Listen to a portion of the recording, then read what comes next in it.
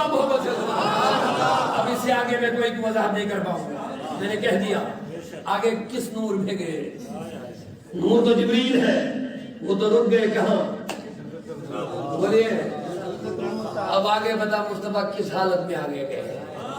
اسی لیے میں نے کہا آؤ ادنا، رب نے کہا دنا فتدلنا فکان قاب قوسین، یہاں تک تو بیان ہے۔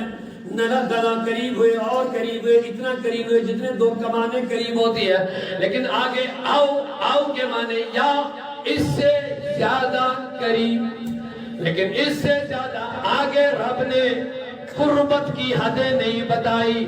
تنا بھی بولا ہماری سمجھ میں آنے والی ہے، فتح اللہ بھی بولا یہ بھی ہمیں سمجھ میں آنے والا ہے، کعبہ قوسین بھی بولا یہ بھی ہماری سمجھ میں آنے والا ہے، لیکن جب کعبہ قوسین سے آگے آئے،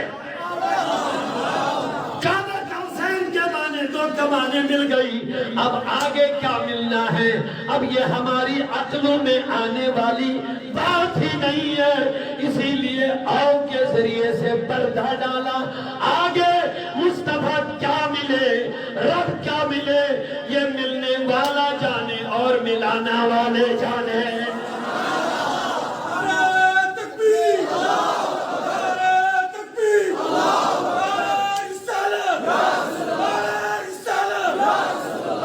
اللہ کہتا ہے لِنُرِيَهُ مِنْ آیَاتِنَا، سبحان الذي اسرا بعبده ليلا من المسجد الحرام الى المسجد الاقصى الذي باركنا، ہم نے اپنے نبی کو مسجد حرام سے مسجد، بولیے بس قبلہ ختم کر رہا ہوں، الذي باركنا، ہم نے مسجد حرام سے مسجد اقصی تک سیر کرائی۔ اس کو اسرا بولتے ہیں، معراج اوپر والے سفر کو بولتے ہیں، یہ دو حصے اسرا اور معراج۔ تو اللہ کہتا ہے میں نے اس مسجد کا سیر کرایا، الذي باركنا حوله، عجیب بات ہے، مسجد کے اندر برکت ہوتی ہے باہر؟ تو قرآن کیا کہہ رہا ہے؟ الذی بارکنا حولہ، اللہ کہتا ہے مسجد حرام سے مسجد اقصی تک سیر کرائے، اس مسجد اقصی تک جس کے ارد گرد برکتیں ہیں۔ تو میں حیران ہو گیا، میں نے کہا ہر مسجد کے اندر برکت ہوتی ہے، لیکن یہاں تو کہتا حولہ، حولہ کے معنی ارد گرد باہر برکتیں ہیں۔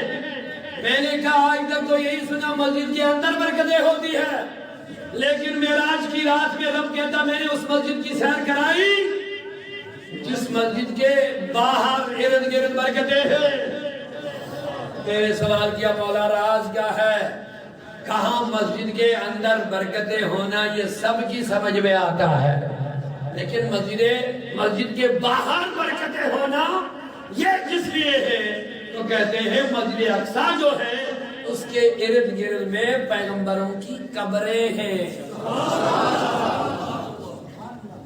اس کے ارد گرد میں، اسی لیے اس کے باہر برکتیں ہیں۔ اندر والی برکتیں سب مانتے ہیں، باہر والی نہیں مانتے ہیں، لیکن اللہ کہتا ہے جہاں نبیوں کی قبریں ہیں وہاں برکتیں ہی برکتیں ہیں۔ لیکن ایک خاص بات ہے، لِنُرِيَهُ مِنْ آیَاتِنَا، رب کہتا ہے تاکہ ہم اس کو اپنی نشانیاں دکھائیں، تاکہ ہم اس نبی کو اپنی نشانیاں دکھائیں۔ لیکن بس آگے نہیں بڑھیں گے، نشانیاں کیا کیا ہیں، لیکن مجھے بتا نبی تو خود بڑی نشانی ہے۔ ارے بڑا پیارا جملہ میں دے رہا ہوں، توجہ رکھیے، سبحان اللہ۔ اللہ کہتا میں اس کو اپنی نشانیاں دکھاؤں گا، نبی خود ایک بڑی نشانی ہے۔ جو نبی اتنی بڑی نشانی ہے اس کو کون سی نشانی دکھانی ہے؟ ان کو بولو بولو محبت سے بولو، وہ کماری پاک مریم، وہ نفخت فیہ کا دم۔ اللہ فرماتے ہیں مریم اللہ کی بڑی نشانی ہے کہ اس کو اللہ نے بغیر ایک شوہر کے بیٹا دیا، یہ خدا کی عجیب عجیب نشانی ہے۔ لیکن اللہ فرماتے ہیں وہ کماری پاک مریم، وہ نفخت فیہ کا دم ہے عجب نشان اعظم، مگر آمنہ کا جایا۔ ہم نے مانا عیسیٰ بھی عجیب بڑی نشانی ہے، عیسیٰ بھی عظیم نشانی ہے لیکن نبی اعظم نشانی ہے۔ اب سوال یہ ہوتا ہے، رب کہتا ہے تاکہ میں اس کو اپنی نشانیاں دکھاؤں۔ لوگوں نبی سے بڑھ کر کون سی بڑی نشانی ہے؟ اللہ بعد از خدا بزرگ توئی قصہ مختصر، اللہ کے بعد سب سے عظیم نعمت محمد رسول اللہ ہے، اللہ کے بعد سب سے بڑی نشانی رسول عربی ہے۔ کون سی نشانیاں ہیں جو نبی کو دکھانی ہے؟ جبکہ نبی خود بڑی نشانی ہے، تو پتا چلا نشانی جنت دکھانا نہیں ہے، نشانی فرشتے دکھانا نہیں ہے۔ کچھ لوگ کہتے ہیں کہ یہ جو ملاقات کا ذکر ہے معراج میں، یہ جبریل کے ساتھ ہے۔ میں نے کہا یہی بڑی نشانی ہے نبی کے لیے، جو جبریل مصطفیٰ کے قدم چوم رہا ہے اسی کے ساتھ ملاقات اللہ اتنے بلند ترین انداز میں بیان کر رہا ہے قرآن میں، یہی بڑی نشانی ہے؟ نہیں، سب سے بڑی نشانی کیا ہے؟ یہی او ادنا ہے، او ادنا، اللہ سے قرب خاص میں خاص ملاقات ہے۔ خاص پردے ہٹا دیے گئے، خاص پردے ہٹا دیے گئے۔ او ادنا، او کا معنی یا اس سے زیادہ قریب، اتنا قریب، یا اب اتنا قریب تو ہو گئے یا اس سے زیادہ قریب، اب یہ ہماری سمجھ میں نہیں آئے گا، اسی لیے رب نے کہہ دیا او ادنا، یا اس سے زیادہ قریب۔ بس اب تم گہرائی میں جانے کی کوشش مت کرنا، اللہ جانے کتنا قریب لیا، مصطفیٰ جانے کتنا قریب گیا۔ اب اس قرب خاص میں ہوا کیا؟ رب جانے کہا کیا، نبی جانے سنا۔ جب آؤ کا پردہ پڑ گیا، اب آگے کون بتا پائے گا کیا دیا؟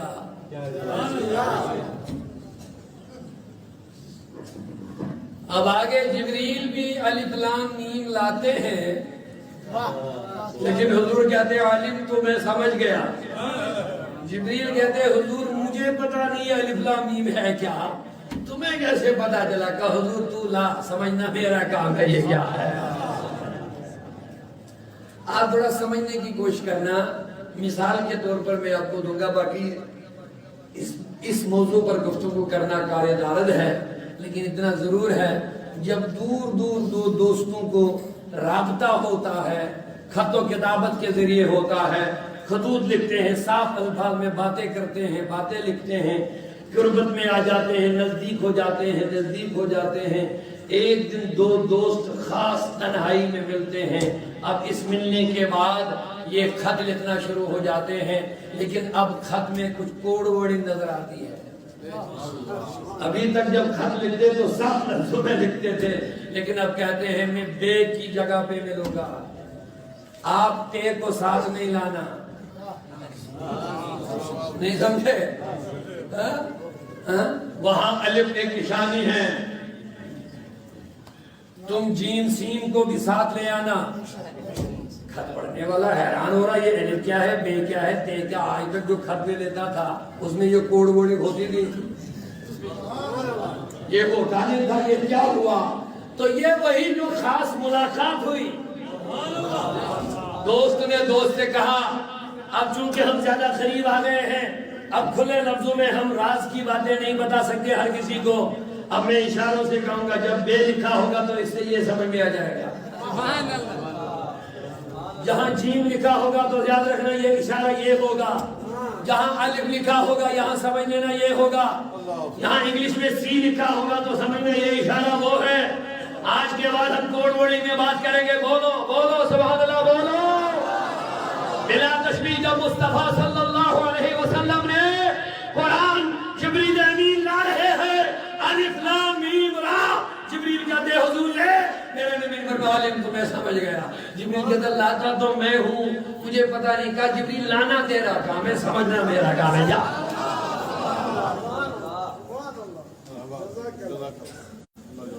اللہ اللہ لوگوں میرے نبی معراج کر کے آئے تو بس اعلیٰ حضرت کا ایک شعر سناؤں جلدی سے سننا چاہیں گے نہیں اور کوئی غیب کیا تم سے نہاں ہو بلا اعلیٰ حضرت نے بات ہی بات کر اور کوئی غیب کیا تم سے نہاں ہو بلا جب نہ خدا ہی چھپا تم پہ کروڑوں درود اب اور کوئی غیب ہے کیا جو میرے مصطفیٰ کو پتا نہیں ہے جب غیب کا منبع و مرکز سینٹر اللہ ہی ملا اب اور کوئی غیب رہا کیا جو نبی کو پتا نہیں ہے پتا نہیں کس بات پہ لڑتے ہو کہ نبی کو یہ پتا نہیں وہ پتا نہیں ہوا کیا تمہاری عقلوں کو خود خدا بڑا غیب ہے وہ پردے اٹھا کے مصطفیٰ کے سامنے ہے حاضر دیکھ رہے ہیں تجھے کی قربت میں اب ملاقات ہوئی رسول اللہ نکل آئے حضور امت کے لیے کوئی خصوصی تحفہ لے لو اب دیکھیے کیا شان ہے میرے مصطفیٰ کی خصوصی ملاقات سے واپس آ رہے ہیں لیکن خصوصی تحفہ امت کے لیے میرے نبی امت کے لیے لے لے 50 نمازیں بخاری کی ایک روایت جلدی سے سن لو لے لے 50 نمازیں مصطفیٰ امت کے لیے 50 نمازیں لے کر کے آئے چھٹے آسمان یا چوتھے آسمان پہ موسیٰ سے ملاقات اب شان بھی دیکھیے کیا مسلم کی روایت جب حضور نکلے وہاں سے مسجد حرام سے مسلم اور کئی سیاستہ کی کتابوں میں کہ میرے نبی نے فرمایا رأیت موسیٰ مررت بالقبر موسیٰ رأیتہ موسیٰ قائما یصلی فی القبر میں موسیٰ کی قبر سے گزرا تو میں نے موسیٰ کو کھڑے ہو کے صلاۃ پڑھتے دیکھا کہاں قبر میں وہاں جب حضور معراج کی رات میں مسجد اقصیٰ پہنچے وہاں بھی موسیٰ کھڑے اور جب واپسی پہ نبی چوتھے آسمان پہ پہنچے وہاں بھی موسیٰ کھڑے ہیں یہ رات کے تھوڑے سے حصے میں ہوتا ہے موسیٰ کلیم اللہ نے فرمایا میرے نبی کیا لائے ہو امت کے لیے کہا 50 نمازیں کہا اللہ اتنی نمازیں تیری امت کہاں برداشت کر پائے گی کہا پھر کہا میری امت کو صرف 3 نمازیں ملی تھی وہ تو وہ نہیں پڑھ پائے تیری تو میری سے کمزور ہے کہا پھر کہا واپس جاؤ بخاری کی روایت ہے واپس جاؤ اس میں کمی کرا میری طرف توجہ رکھیے حضور چلے گئے اللہ زیادہ ہے میرے رب نے اچھا ٹھیک ہے کم کریں گے 5 کم کر لی کتنی 5 کم آگے نبی پھر موسیٰ میں لکھا پہ بھی زیادہ ہے واپس چلے گئے پھر 5 کم پھر واپس آئے پھر کہا زیادہ پھر گئے پھر 5 کم آتے گئے جاتے گئے آتے گئے 9 مرتبہ سبحان اللہ کتنی مرتبہ 9 صحیح روایت 9 مرتبہ آخر پہ 5 نمازیں رہیں جب میرے نبی وہاں سے نکلنے لگے تو اللہ نے کہا حبیب تم مایوس نہ ہونا میں نے عمل کم کیا لیکن ثواب کم نہیں کیا یہ کہنے کی کیا ضرورت پڑ گئی اس لیے کہ نبی پاک صلی اللہ علیہ وسلم کو دل میں یہ گزر گیا کہ ہائے ہائے میری امت کو اتنی ساری عبادت ملی تھی اگر وہ اتنی نمازیں پڑھتے تو ان کو کتنا ثواب ملتا یہ شفقت ہے امت کے ساتھ اگر وہ اتنی زیادہ نمازیں دن میں پڑھتے تو ان کو کتنا ثواب ملتا لیکن اب نمازیں کم ہو گئی اللہ نے کہا جا حبیب عمل کم کیا ثواب کم نہیں کیا جو 5 پڑھیں گے پورا 50 کا ثواب ملے گا لیکن کچھ لوگوں کے جو ذہن خراب ہو گئے ہیں وہ پوچھتے ہیں اور کہتے ہیں صلی اللہ علیہ یا رسول اللہ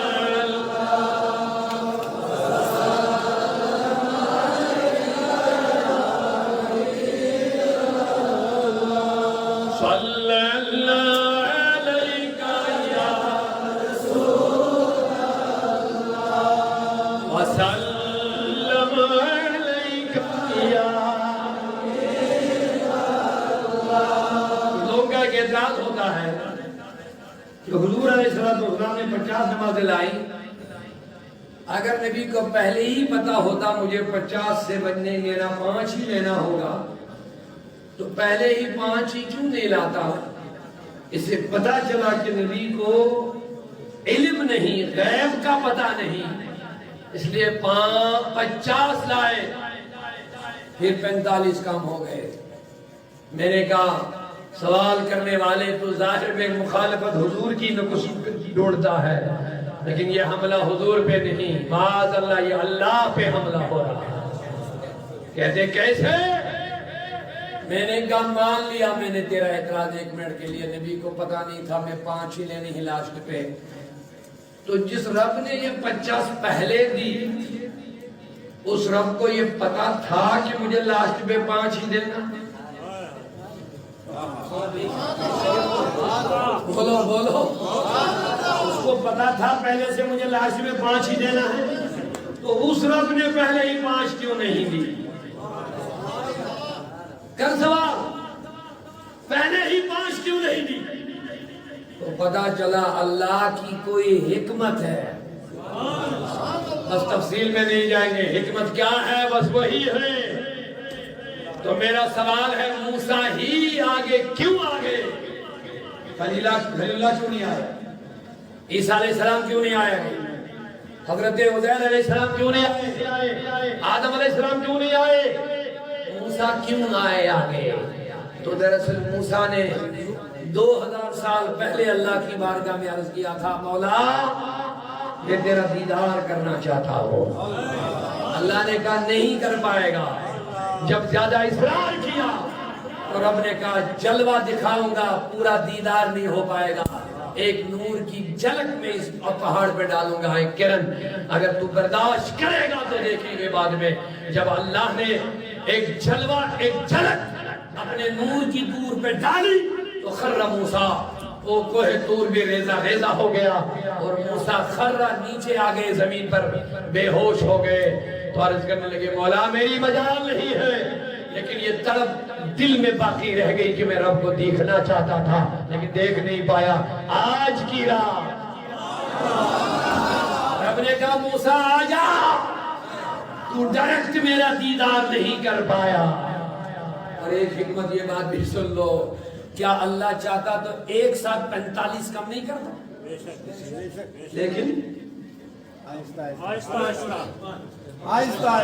حکمت باری میں غور کرو نا ذرا، اللہ چاہتا ایک ٹائم میں 45 کم کر لیتا، لیکن 5 کم کر لیتا، پہلے 5 پھر 5 پھر 5 9 مرتبہ آنا پڑا۔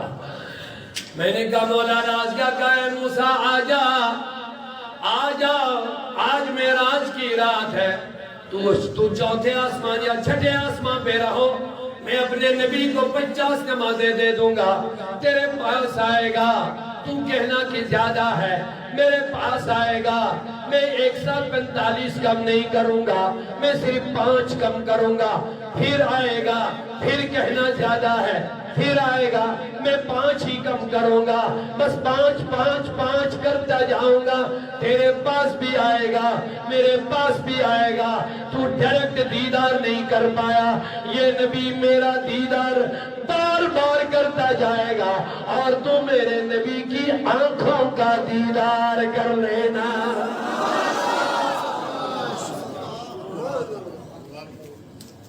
میرے نبی پاک صلی اللہ علیہ وسلم جب مکے میں آیا، اعلان کیا میں نے معراج کیا، ابو جہل بھڑک گیا، بولو ابو جہل بھڑک گیا، کیا کہتے ہو اتنا عراق کے تھوڑے حصے میں اتنا سفر کیسے ممکن ہے؟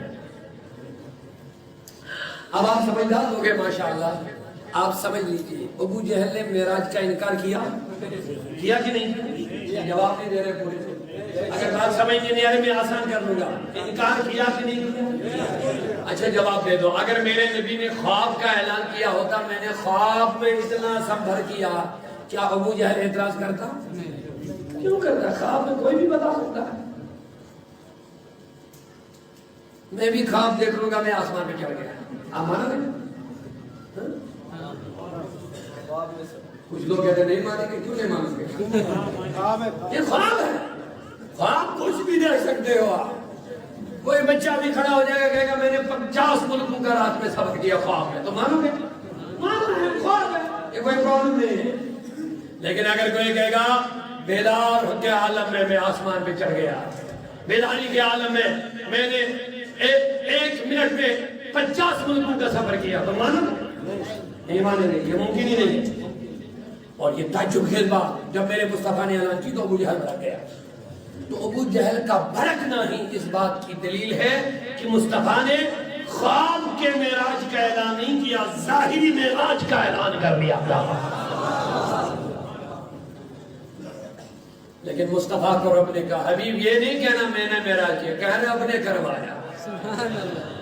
اب اعلان جب ہوا تو ابو جہل بھڑک گیا, بھڑک کے فوراً ابو بکر صدیق کے دروازے پہ گیا.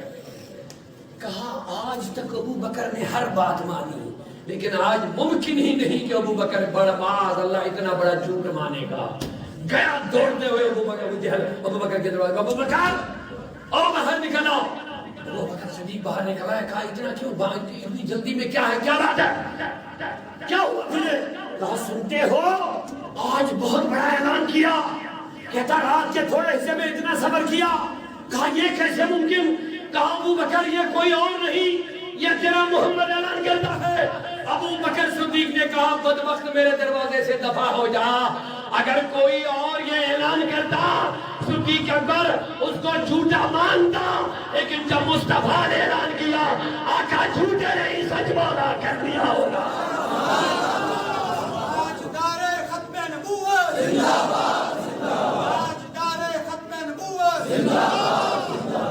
اب ادھر سے مایوس ہو کے آیا اور کہنے لگے محمد صلی اللہ علیہ وسلم جب تم نے مسجد اقصیٰ کو اتنی ہی جلدی میں سفر کر کے آئے وہاں سے, پھر بتا ہمیں مسجد اقصیٰ جب آپ گئے تو ہمیں بتا اس کی کتنی کھڑکیاں, کتنے دروازے, کتنے ستون ہیں.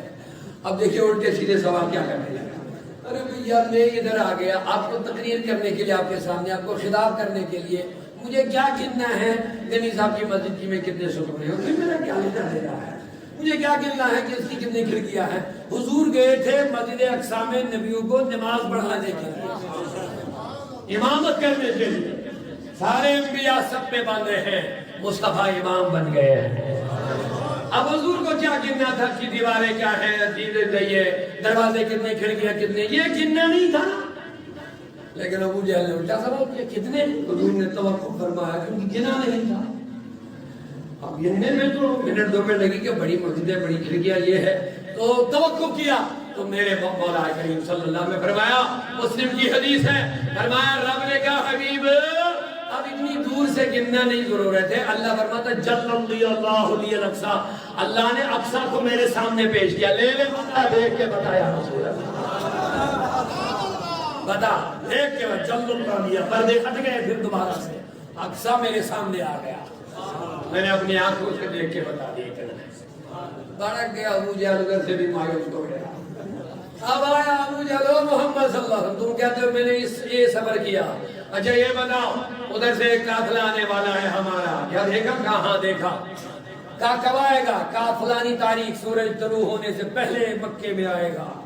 وہ تاریخ جب آئی ابو جہل پہاڑ پر چڑھنے لگا اور اسی انتظار میں تھا سورج نکلنا چاہے, یہ قافلہ نہیں پہنچنا چاہیے, میں اعلان کروں گا کہ محمد نے جھوٹ بولا. ارے سنو لوگوں, ابو جہل بھی پہاڑ پہ چڑھا, ابو بکر بھی چڑھا. ابو جہل یہ اس لیے چڑھا سورج طلوع نہ ہونا چاہیے, وہ قافلہ آ جانا چاہیے, لیکن سورج طلوع ہو جانا چاہیے. طلوع ہو جائے گا, قافلہ نہیں آئے گا, مجھے موقع ملے گا کہ محمد نے جھوٹ بولا. لیکن ابو بکر نے بھی پہاڑ پہ چڑھ کے انتظار کیا کہ میرے نبی کی بات بدلنی نہیں ہے. ہزاروں فلسفیوں کی چنا چنی بدلی, نبی کی بات نہ بدلنی تھی نہ بدلی. ابو بکر صدیق بھی دیکھ رہے ہیں, ابو جہل بھی دیکھ رہے, آنکھیں دونوں کی ہے لیکن آنکھوں میں بڑا فرق ہے. جو ہی سورج کی ایک تھوڑی سی کرن ظاہر ہوئی ابو جہل چلانے لگا, دیکھو لوگوں سورج طلوع ہوا قافلہ نہیں آیا, یہ دیکھو محمد کا دعویٰ. ادھر سے ابو بکر نے دیکھا نادان صرف سورج کو دیکھ رہا، وہ دیکھ قافلہ بھی پہنچ گیا، وہ دیکھ قافلہ بھی پہنچ گیا۔ اللہ اللہ اللہ فضلنا بعضهم على بعض رفع بعضهم درجات۔ اللہ نے ایک رسول کی اتنی فضیلت عطا فرمائی ہے اتنی کسی کی عطا نہیں فرمائی ہے۔ اللہ کا شکر ہے وہ رسول ہمیں ملا ہے، یہ عظمت والا ہمیں ملا ہے، یہ صاحب جمال و کمال و معجزات ہمیں ملا ہے، یہ نبیوں کا سردار۔ ہمیں اس کی قدر کرنی چاہیے، ہمیں اس نعمت کی قدر کرنی چاہیے۔ لوگوں، مصطفیٰ کے دیوانوں، انبیاء خواہش کرتے تھے کاش ہم آخری نبی کی امت میں آ جاتے، لیکن ہمیں اللہ نے کرم کیا، آخری نبی کی امت میں لایا ہے۔ کتنا بڑا احسان کیا ہے، لہذا اس احسان کی قدر کرو لوگوں، مصطفیٰ کے سچے وفادار بنو، مصطفیٰ کے دیوانے بنو، نمازی بنو، آقا کریم کے سنتوں میں زندگی گزارو۔ میرے مصطفیٰ جیسا نہ کوئی آیا ہے نہ کبھی کوئی آئے گا۔ کتنے نادان ہیں وہ لوگ جو اتنے بڑے پیغمبر کو چھوڑ کر کے اور ان کے ساتھ رشتے جوڑتے ہیں، کردار میں، گفتار میں، عقائد میں، نظریات میں، اٹھنے بیٹھنے میں، کھانے پینے پہننے میں، غیروں کا پٹا اپنی گردنوں میں لگایا، ان کو پتہ نہیں چلتا ہم کس نبی کے امتی ہے، ہمیں کیسا سردار ملا ہے، ایسا رحمت للعالمین ملا ہے۔ عہد کرو انشاءاللہ ہم اپنے شان والے نبی کی وفاداری کریں گے انشاءاللہ۔ کی محمد سے وفا تو نے تو ہم تیرے ہیں، کی محمد سے وفا تو نے تو ہم تیرے ہیں، یہ جہاں چیز ہے کیا لوح و قلم تیرے ہیں۔ وقت نہیں بچا، میں رخصت ہونا چاہتا ہوں کیونکہ صبح سویرے مجھے راجوری کے علاقے میں جانا ہے پروگرام کے لیے، لیکن مصطفیٰ کو پڑھو میرے دوستو، آقا کریم کے معجزات کو پڑھو، سمجھو۔ صبح قیامت تک کے جتنے چیلنجز اور اعتراضات اور سوالات ہیں، ان سارے سوالات اور اعتراضات کا جواب میرا جو نبی ہے۔ ایک اشارہ دے کے حضور کے بعد ایسا جدید دور آیا، لوگوں نے چاند پہ قدم رکھا، چاند پہ قدم رکھا۔ سوال یہ ہوتا کہ یہ کمال مصطفیٰ کے اندر کہاں ہے؟ جو فضیلتیں نبیوں کو ملی تھی وہ مصطفیٰ کو ملی، وہ تو میں بیان کر گیا، لیکن اب جب نبی کے بعد آنے والے لوگ جن کے اندر کمالات پائے جاتے ہیں، جیسے چاند پہ قدم رکھنا، یہ تو کسی نے رکھا نہیں تھا۔ اب اعتراض یہ ہوتا کہ سائنٹسٹ آیا، اس نے چاند پہ قدم رکھا، یہ مصطفیٰ، یہ کمال مصطفیٰ کے اندر کہاں ہے؟ تو میرے رب نے مصطفیٰ کو پہلے ہی معراج کرایا، کہا میرے حبیب آجا، تیری امت میں ایک شخص کھڑا ہوگا، وہ چاند پہ قدم رکھے گا، ضرور رکھے گا، لیکن جب وہ چاند پہ جائے گا تو آکسیجن ساتھ لے کے جائے گا، لیکن میرے حبیب جب تو چاند تک نہیں، چاند سے آگے جائے گا، کوئی آکسیجن کی ضرورت نہیں ہوگی تجھے۔ بلکہ میرے لوگوں، میں نے سوال کیا، اس نے تو چاند کو اپنی تحقیق کا مرکز بنا دیا ہے، لیکن میرا نبی زمین پہ بیٹھ کے چاند کو اشارہ کر کے 2 ٹکڑے کرتا ہے۔ سورج الٹے پاؤں پلٹے، چاند اشارے سے ہو چاک، اندھ نجدی دیکھ لے قدرت رسول اللہ کی۔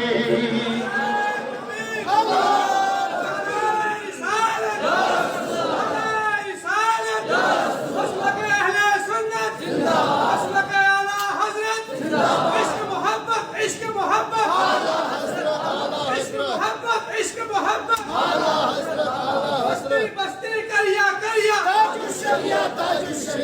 اللہ اللہ لوگو تم جس چاند کی تحقیق میں لگے ہو، اپنے نبی کو سمجھو، جوانوں اپنے مصطفیٰ کو سمجھو۔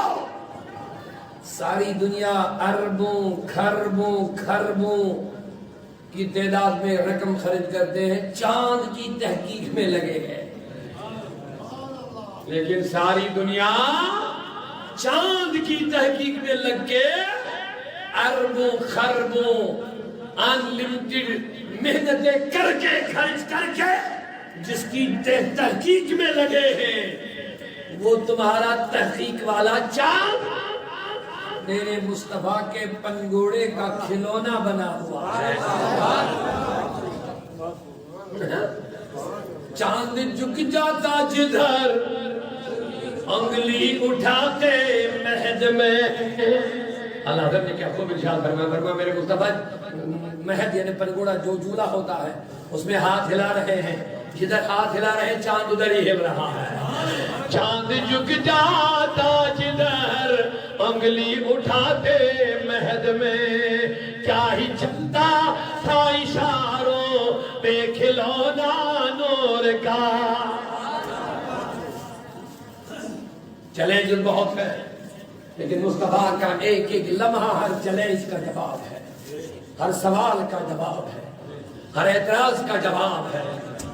آج کی ڈیٹ میں میرے ہاتھ میں جب موبائل آتا ہے میرا جوان حیران ہو جاتا ہے، سائنس کی ترقی دیکھو کتنی ہے، لیکن میں کہتا ہوں جوان، امام احمد بن حنبل کی مقدس کتاب مسند امام احمد بن حنبل کھول، جو امام احمد بن حنبل نے 1000 سال پہلے تقریباً لکھی ہے، تمہیں پتا چلے موبائل کی خبر مصطفیٰ نے کب دی ہے۔ حدیث سناؤں جلدی سے، مجھے نہیں لگ رہا آپ تھکے گئے۔